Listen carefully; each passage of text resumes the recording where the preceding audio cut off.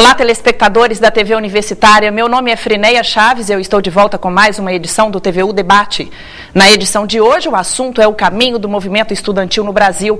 Há mais de uma semana, a imprensa, de um modo geral, vem destacado a invasão de alguns alunos da USP. Primeiro, a Faculdade de Filosofia, Letras e Ciências Humanas.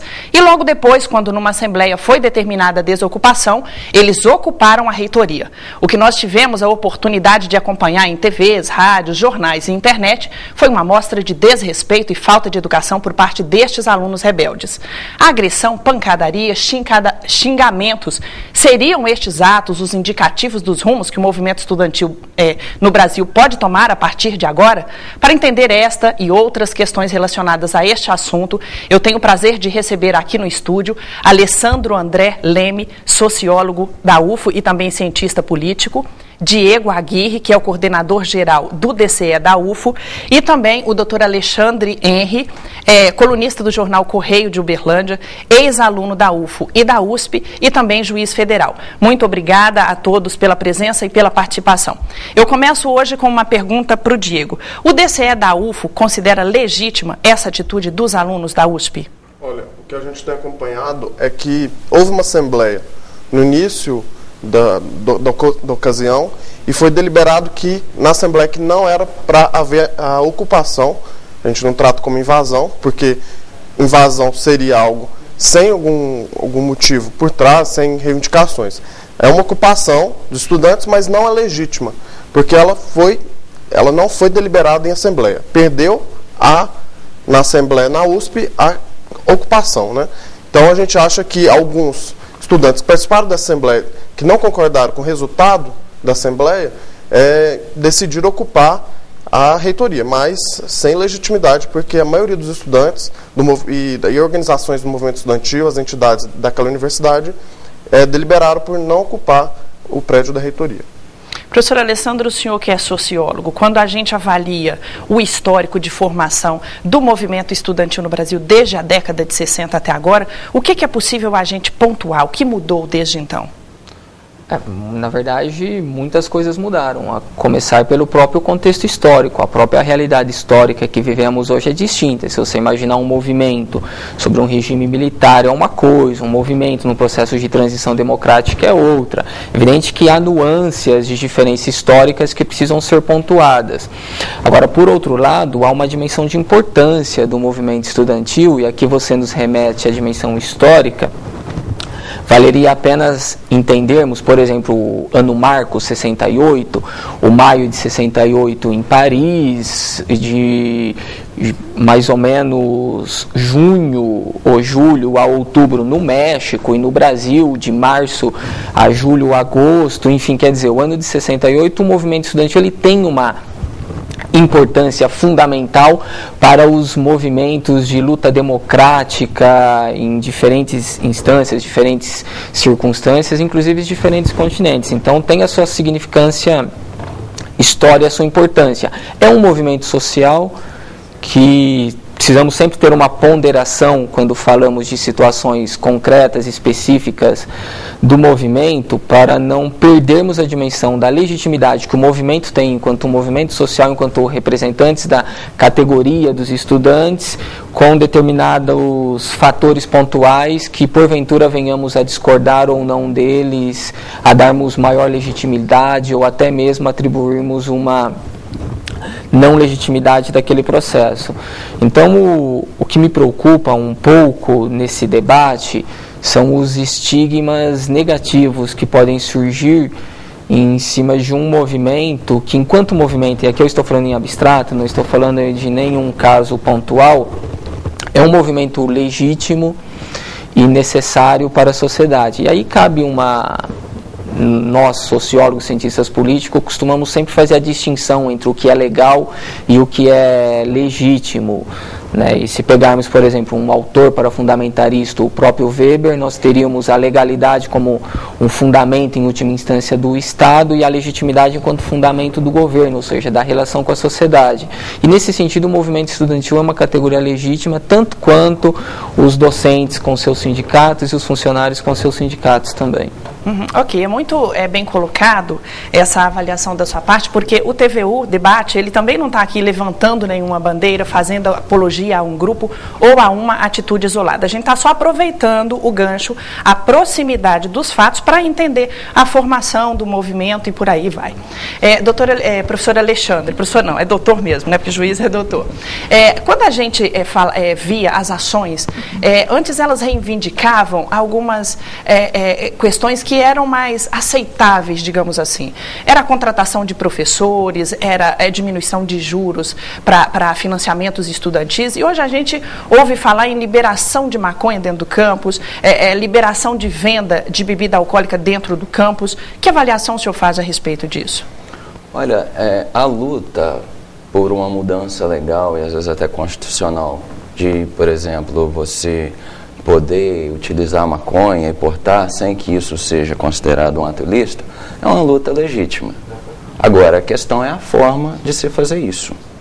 A forma que nós temos dentro de um Estado democrático de direito, ela é o que? Na instância legislativa. O movimento estudantil, se há, por parte do movimento estudantil, uma intenção de encampar essa ideia, e não estou dizendo que haja, mas se houver, a instância é lá na Câmara dos Deputados. É lá que se deve brigar para que a legislação seja alterada.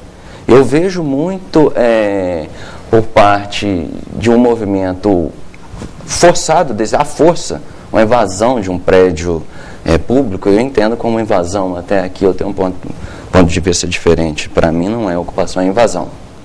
É uma invasão de um prédio público para assegurar um direito desse como algo forçado. Da mesma forma como se a polícia viesse sem uma ordem judicial para desocupação e retirasse os alunos de lá, seria algo forçado, essa ocupação também é forçada. De qualquer forma, qualquer uma dessas ações extremistas, na sua avaliação, estaria ferindo aí os princípios da democracia. Com certeza, e é totalmente ingênua. É totalmente ingênua, porque joga a população contra os estudantes, e que tem um histórico muito bonito no Brasil, o movimento estudantil, joga a população contra os estudantes, não resolve nada e ainda é ilegal. E como foi dito, no caso específico da USP, foi legítimo, porque não teve legitimidade porque não foi aprovado numa Assembleia. Então, o que eu vejo hoje justamente é uma ingenuidade de achar que isso pode mudar alguma coisa, e também é um ato que não é democrático. Da minha parte não é democrático. Diego, eu acho que a apresentação visual, estética, ela contrasta um pouco com a questão da sociabilidade. Porque quando a gente vê quebradeira, pichação, xingamentos, torna-se inaceitável. É quase natural. Quando você vê, você meio que repreende. Essa é também a sua avaliação e é assim que o DCE encara os movimentos aqui dentro da UFO? O movimento estudantil não é uno. Ele não é algo homogêneo. Para entender o movimento estudantil, você tem que analisar como um movimento social. Pluralista, né? Formado por diversos grupos, diversas ideologias. Exatamente. A ocupação foi feita por parte de um grupo, né? Que não se sentiu representada pela Assembleia, que foi auto-organizada pelos estudantes, pelo movimento estudantil, ou seja, o movimento estudantil auto-se gere, auto-se organiza, ou seja, a maior parte do movimento estudantil foi em desacordo. A diferença foi de 100 votos, né? Quase 100 votos, sim, pela desocupação. Sim, mas é uma maioria, né? E você veja, quando a gente vê esses fatos na imprensa, por quê? E quando você vê também questões que o movimento estudantil atual não luta como lutou, ou como era bonito, como as pessoas falam, com certo romantismo, é uma verdade. Por quê? Nós vivemos um período de obscurantismo no Brasil. Obscurantismo político, de liberdade. E nesse momento, estudantes foram assassinados, foram torturados. E nós depois passamos pela redemocratização, todo mundo saiu às ruas, a população em geral, com os estudantes. Depois entramos num período de estagnação econômica, desmanche do Estado Nacional, com o governo neoliberal. E hoje nós vemos um momento que, no meu entender, é um momento de avanço para o país. Quando houve a privatização da Vale do Rio Doce, milhares saíram à rua. Foi agora, década de 90. Né? Então, hoje nós vemos avanço econômico, avanço social. O movimento estudantil tem pautado diversas questões pela melhoria da educação, por exemplo, como 10% do PIB para a educação. O Plano Nacional de Educação, que vai ser votado esse ano, ainda, acredito, quer estipular o projeto do governo é de 7%. O movimento estudantil tem pautado, e um dos primeiros a ter pautado, 10% do PIB para a educação. Então, é uma luta árdua. Por que a imprensa, a grande imprensa, né, que eu falo, não tem interesse de divulgar? Porque ela tem lado. E qual é o lado da imprensa? Dos donos da própria imprensa e que tem interesses, enfim, interesses políticos, econômicos, e não divulgar isso. A gente vê órgãos da imprensa, da grande imprensa, com uma posição bem clara de que lado que está, por que criminaliza tanto o movimento estudantil, criminaliza o movimento social. Não aponta, por exemplo, que em agosto desse ano teve mais de 20 mil estudantes em Brasília, fazendo uma manifestação pelos 10% do PIB, pelos 50% do fundo, pela criação do Fundo Social do Pré-Sal, e destinar 50% desse fundo para a educação. Né? Então, assim, nós temos pautas nacionais grandíssimas que vão melhorar a educação pública, para contratar, para expandir a universidade, para ter mais universidade pública, que nesses últimos anos que eu falei, tem crescido a universidade pública, felizmente, e é isso que a gente tem pensado, que essas bandeiras vão ajudar a crescer o movimento estudantil. Avaliando do lado de cá, eu acho que a imprensa ela dá um destaque maior, porque aquilo que não é social não é aceitável, né? Quando bate, quando xinga, quando grita, quando picha, né? Agora, a gente está falando aqui da assembleia que foi feita lá na USP. Nós falamos de uma das maiores universidades do país, com cerca de 80 mil alunos. Tudo bem, é uma minoria que foi lá, fez esse ato de rebeldia e tal. Mas quando a própria assembleia vota pela desocupação, e aí eles ocupam um novo prédio, que é o da reitoria, não passa uma ideia de fragmentação, de fragilidade? Olha, eu acho que não. Eu acho que a pluralidade do movimento estudantil, o debate, ele, se for unânime, é muito prejudicial ao movimento estudantil, né? A qualquer movimento. A gente tem que ter o debate, tem que ter lados opostos. A unanimidade é burra, né? De certa forma. Tem que ter oposição, né? Senão nós vivemos um período que alguém está pondo uma verdade, né, para os outros companheiros, para os outros estudantes. Então eu acho que não, eu acho que o debate é salutar, é válido, e ainda bem que há o debate, que há a assembleia, que há a discussão, porque isso politiza mais a questão do movimento estudantil, da atuação dele, né, se ocupa, se desocupa, quais são as reivindicações, eu acho que isso é válido. E em algum de vocês, há preocupação no sentido de que esse ato, ele pode servir de referência para outros que estão sendo organizados, as pessoas possam se inspirar nesse exemplo e seguir essa linha de raciocínio e de manifestação? Eu, sinceramente, tenho essa preocupação, sim. Não acredito que vá ser uma coisa tão disseminada, porque o grau de politização hoje ele é muito menor do que em outras épocas entre os estudantes. Mas eu temo pela disseminação de movimentos de caráter violento para defesas de temas que não são unânimes. Isso eu tenho um temor. Mas, tocando no ponto do movimento estudantil, eu fico até feliz de ouvir do DCE da UFO essa troca de bandeiras que demorou muito tempo, porque na década de 60, de 70, em que tínhamos um regime de exceção, eu creio que justificava a parte dos estudantes uma luta ampla que envolvia toda a sociedade por mais liberdade de expressão, por exemplo, em detrimento, às vezes, de assuntos mais específicos dos estudantes. Eu estive na USP, me formei na USP na década de 90 e depois na UFO entre o final da década de 90 e a década de começo do ano 2000, E nessa época eu ainda sentia uma falta de contextualização histórica, que agora me parece que está sendo mudada, pelo que eu ouvi do DCE. Porque a época que eu estudava, eu passei 9 anos na universidade, e nunca, em um momento, chegou a mim uma pesquisa, por exemplo, do DCE, seja aqui, seja na USP, para perguntar a minha avaliação sobre as condições da universidade. Se os professores chegavam no horário, se as carteiras estavam corretas, se estavam, não estavam estragadas. Se o conteúdo era adequado. Se o conteúdo era adequado, se nós tínhamos professores... Não, eu não via isso. Quando eu escutava do movimento estudantil, eu escutava uma luta em prol da Palestina. Uma luta contra o imperialismo yankee. Problemas que estavam distantes da realidade brasileira. Aí nós temos que voltar, Lennon. Pense globalmente, mas haja localmente. Uhum. Então vamos agir para o que interessa ao estudante. Porque senão você desvirtua o movimento, você o torna ineficaz, porque em que pese ser legítimo e ser interessante, por exemplo, que os estudantes lutem contra alguma forma de imperialismo, de neoliberalismo, isso não pode ser o ponto principal. O ponto principal tem que ser a luta contra o professor que chega fora do horário. Em favor dos estudantes. Em favor dos estudantes. Okay. Isso. E agora, vendo a palavra do DCE, eu fico feliz de saber que estamos mudando um pouquinho os rumos do movimento estudantil. Que bom. O TVU Debate vai para um rápido intervalo, mas volta daqui a pouquinho. Continue ligado.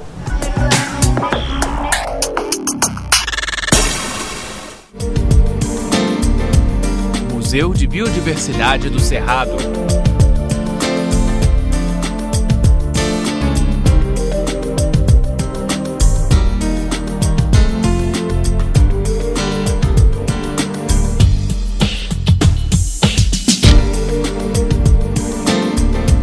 Venha conhecer um pouco da biodiversidade do Cerrado. TV Universitária, construindo conhecimento. UFO. Viva para todos!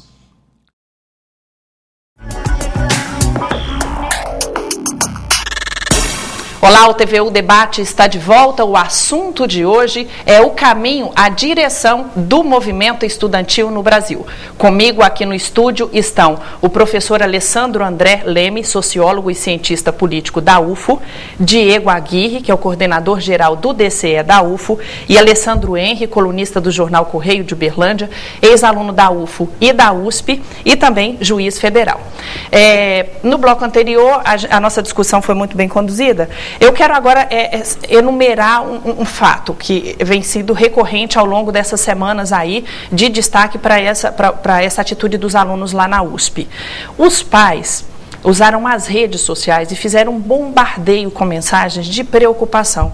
Eles questionam até que ponto o ambiente acadêmico está, de fato, contribuindo para a formação de alunos e, mais que isso, para a formação de cidadãos. Qual que é a avaliação de vocês a respeito disso? Bom, eu vou expor uma possível avaliação, evidentemente que não é a única. Antes eu gostaria apenas de fazer um breve adendo com relação aos debates anteriores, duas questões que me chamou a atenção. Primeiro, é evidente que vivemos numa certa normalidade democrática no Brasil, ainda que possamos discutir que tipos de democracia queremos.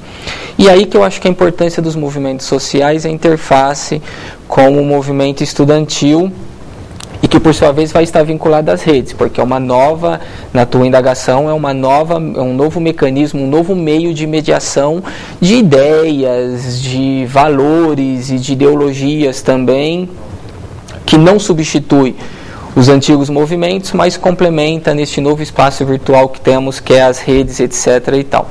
Nesse sentido, eu acho que o cuidado que nós temos que ter na análise é quando, por exemplo, nós pensamos o movimento pode ter determinadas práticas que colocam a sociedade contra si, mas a sociedade não é unânime, a sociedade também é plural. Se nós partimos da mentalidade de unicidade, nós estamos falando de totalitarismo, como a Hannah Arendt já nos apresentava. Então, a pluralidade de ideias e de disputas dentro da sociedade é o salutar para a democracia, tal qual as disputas entre partidos é o salutar para a representação política numa democracia representativa. O que não exclui a possibilidade da movimentação social de diferentes movimentos, e o movimento estudantil também tem a sua importância, enquanto ampliação de debate, construção de democracia participativa, um conjunto de questões que estão postas para o problema da democracia. Hoje o problema da democracia na ciência política é muito trabalhado, e há problemas da própria democracia representativa. Apenas citar um para nós entendermos o que eu estou falando. Países onde o voto é facultativo, você às vezes tem o caso de 30% da população decidir os rumos daquele país. Então nós não estamos falando nem de maioria. Por quê? Porque há algumas deficiências que a própria democracia representativa acaba apresentando. Agora, voltando propriamente dita a sua questão, então a ponderação que eu gostaria de estabelecer é esta: a sociedade ela é plural, então ela é plural também nas suas manifestações. Se é bem verdade que nós temos muitos pais falando que modelo é este, nós também temos muitas manifestações em Facebook de apoio contra a polícia da USP. Então você tem os dois lados, basta você olhar para a mídia enquanto pesquisador, por exemplo, como sociólogo, e olhar no geral, não somente no blog que você lê por tua preferência ideológica, o que é legítimo, etc. e tal. Quando nós fazemos isso, você percebe a pluralidade. E aí nessa pluralidade tem um fato antecedente. Qual que é o fato antecedente? Aí se nós buscarmos lá atrás, há um histórico nas universidades de que a escolha, ainda que seja uma prerrogativa, no caso do Estado de São Paulo, do governador, respeite-se a deliberação do coletivo da universidade.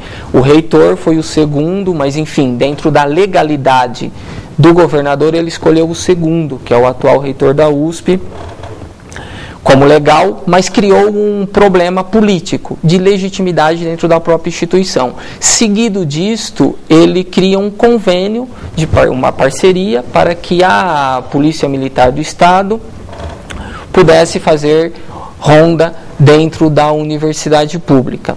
Como precedente anterior, de quando ele foi diretor da universidade, da Faculdade de Direito da USP, ele também teve uma postura semelhante. Não estou entrando no mérito exatamente, estou apenas contextualizando para nós entendermos quais são os meandros da democracia que estão inseridos nesse imbróglio.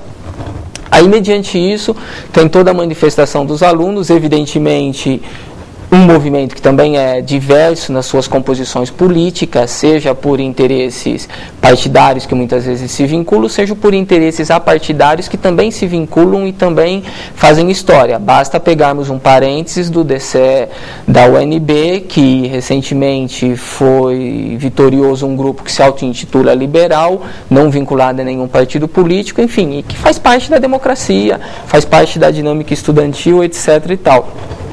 Então, eu acho que olhar para as redes é olhar com essa ponderação. É verdade que há manifestações contras, mas também há manifestações favoráveis. E tem um problema de fundo que eu acho que, na minha leitura, é o central. A sociedade tem tido escaladas de violência ou de percepção de violência há muito tempo. E durante algum tempo, a universidade funcionou como uma espécie de cúpula que preservava a violência fora da universidade. Hoje o que nós vivemos é que a violência que a sociedade já convive, a universidade passa a conviver com algumas de suas mazelas. O caso recente da USP também de morte de um estudante, mas casos de estupro ou de outra natureza que já existem na sociedade. Não é algo que a universidade está reinventando enquanto problema. O que precisa ser discutido é qual é a melhor forma democrática, ouvindo quem compõe aquele espaço de democracia, que são as múltiplas categorias que compõem na interface com a sociedade, as melhores soluções para os seus problemas. E esse é o grande benefício da democracia, é nós resolvermos as coisas no debate com os atores envolvidos no processo. Então isso eu acho que é um ganho positivo. As redes é um aspecto importante, mas ele, na minha leitura, não substitui ainda esse espaço central. De discussão, de tete a tete. Uhum. E um outro problema, só finalizando, torna a falar o perigo do estigma do estudante. Que o estudante é vagabundo, que o estudante é isso da classe média, etc. e tal. Por quê? Porque se há setores da sociedade que têm uma visão negativa, também há setores que têm uma visão positiva da universidade. Então, mas aí também tem democracia quando a gente tem maioria e a gente tem minoria. Sim, né? Evidentemente. E é preceito da democracia que a minoria tenha resguardado o seu direito de não sofrer uma onda autoritária, autocrática da maioria. A democracia preserva isto. Então, isto faz parte. Ganhar e perder na democracia faz parte. O cuidado só é o que eu penso. E aí, enquanto sociólogo, cientista político, é quando nós aferimos que o nosso valor democrático está acima do valor do outro. Exatamente. Porque aí nós estamos fugindo da dimensão da democracia. Eu vou dar um exemplo para você, por exemplo. Eu não posso, por maioria democrática, decidir que determinado grupo social vai ter que morrer, ou vai ter que ser extinto. Ou seja, não cabe à democracia, ainda que por formação de maioria, decidir nessa maioria que determinado grupo tem que ser morto, tem que ser extinto, tem que sofrer qualquer tipo de sanção. Porque o resguardo da minoria faz parte da dimensão. E a ética, ela é central nesse processo. Entendi. Eu quero entender agora como é que funciona o levantamento dos problemas da classe estudantil, dos alunos da UFO, aqui por parte do DCE. Como é que são levantados os anseios, as necessidades, os lamentos? Como é que isso funciona? O DCE, desde o início dessa gestão, criou uma ouvidoria, que são 3 canais. Um tripé. O telefone, 3239-4363, que é o telefone do DCE, a passagem em sala, a reivindicação por escrito que a gente recebe, nos conselhos de DAs, que a gente se reúne com os DAs, né? Ou seja, o estudante procura diretamente a entidade do seu curso, ou procura diretamente o DCE e passa para nós, e a gente procura soluções com a administração da UFO, ou as redes sociais. A gente tem também o e-mail, né, nas suas redes sociais, mas também a web, em geral. O Facebook, o Twitter, o e-mail do DCE, que a gente tem recebido sugestões, críticas, indagações pelos estudantes de questões da nossa universidade. E qual que é o critério para considerar importante ou não uma determinada solicitação, por exemplo? Como é que vocês avaliam isso? Olha, toda solicitação é importante, né? Agora, quando ela atinge a vida do estudante, por exemplo, questão da RU, restaurante universitário, que nós entendemos hoje que ele está pequeno, que ele foi criado, se eu não me engano, em 95, enquanto não houve expansão naquela época da universidade. Nós passamos pela expansão da universidade, hoje nós temos 17 mil estudantes e um RU que, para a época, com muito menos estudantes, no Santa Mônica, no caso. Então, as pessoas indagaram o DCE.